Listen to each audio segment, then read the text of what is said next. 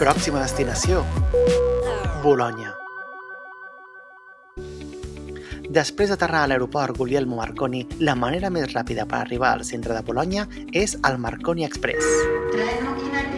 Aquí arriba. És un monorail automàtic que et farà arribar al centre en només 7 minuts, tot i que no és barat. El bitllet ronda els 10 euros per persona. Un cop deixis les maletes al teu hotel, aquests són els punts imprescindibles de la teva visita. Les torres Anzinelli i Garisenda són les més emblemàtiques de la ciutat, no només perquè són altes, sinó perquè estan inclinades.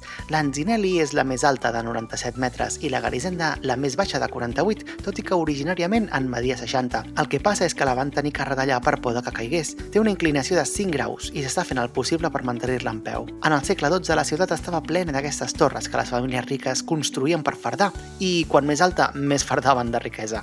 Una de les característiques més emblemàtiques de Bolonya són les seves porxades. S'estenen per tota la ciutat amb més de 62 quilòmetres de llargada. Una d'aquestes porxades, a la Piazza de Santo Stefano, si t'hi fixes bé veuràs una inquietant mirada, la del dimoni de Bolonya.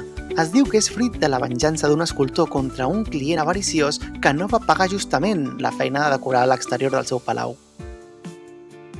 La Basílica Santuarios d'Santo Stefano és un complex de 5 esglésies connectades entre elles, construïdes entre els segles V i XIII. És conegut per la seva arquitectura medieval i per ser un dels llocs més importants de la ciutat. A l'interior es poden veure elements impressionants com els frescos medievals, els mosaics i un impressionant pati de columnes. També hi ha el monestir de les benedictines i un jardí tranquil. Tot i les seves múltiples capelles i espais, el conjunt conserva una bellesa cohesionada que fa que sigui una parada increïble. La finestrella és una petita finestra que dona a un antic canal de Bolonya, un dels pocs que es poden veure avui, tot i que no estem de sort i està sec. Abans, la ciutat estava plena de canals, però molts han estat coberts amb el temps. I després de tant passejar, no s'us obre una miqueta la gana? I més aquí, Bolonya és coneguda com la grassa, perquè entre tants formatges embotits, embotits, com la mortadela, que és famosa a tot el món. I no és estrany veure-la a les taules italianes, ja siguin entrepans, sola o acompanyada de pa amb formatge. Si la compres per emportar, que sigui envasada al buit, si no, el del control de seguretat es farà un entrepà amb elles. I, esclar, els raviolis, que són un altre clàssic de Bolonya, siguin farcits de carn, formatge o els dos barrejats. Quines delícies!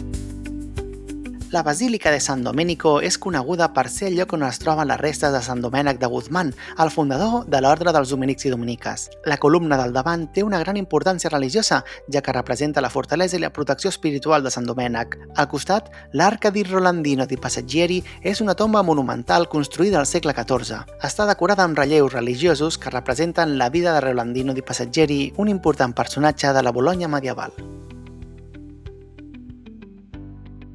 No us podeu perdre el Palazzo de Curzio, o Palazzo Comunale. Ha sigut la seu de l'Ajuntament de la ciutat des del segle XIII i fins a dia d'avui. Inicialment era la casa del jurista Accursio de Bagnolo, considerat al segle XIII una figura clau en transmetre el dret romà al món medieval. A l'interior podreu admirar salons decorats, incloent-hi la Sala Farnese, amb frescos impressionants dibuixant escenes històriques com la coronació de Carles V a Bolonya al 1530. També cal que baixis per l'escalinata del palau, dissenyada per un dels arquitectes renaixentistes més destacats, Giacomo Barozzi da Vignola.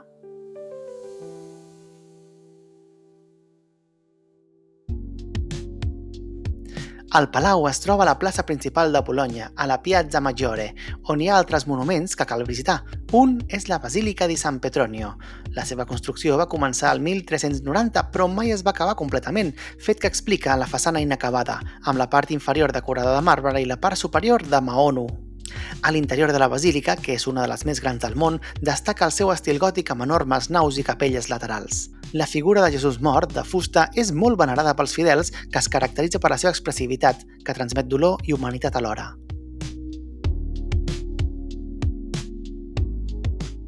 Aquesta línia traçada en el terra és el meridià solar dissenyat per l'astrònom Giovanni Domenico Cassini, que serveix per mesurar la posició del Sol. Té 66 metres de longitud, que el converteix en el més llarg del món. Cada 21 de juny els rajos de sol atravessen el meridià creant un efecte visual simbòlic, combinant ciència i religió en l'arquitectura de l'època. De nit, torneu a passejar per la Piazza Maggiore per descobrir un ambient diferent, tranquil i encantador, amb els edificis il·luminats i el rellotge del Palazzo de Curzio coronant la plaça.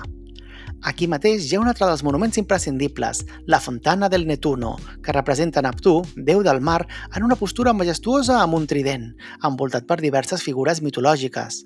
La font, de 1566, és símbol del renaixement de la ciutat i la seva prosperitat de l'època. Just a la cantonada hi ha aquest fanal que s'il·lumina sempre que hi ha un naixement a la ciutat. Aquesta tradició, que data de fa segles, es considera un símbol de benvinguda per les noves vides que arriben a la comunitat. Hola, vamos a hablar a través de estos arcos. Als peus del Palau Reenzo hi ha aquests arcs que van ser dissenyats per transportar el so d'una columna a la columna oposada. Què, fem una prova per comprovar si ens escoltem a través dels arcs?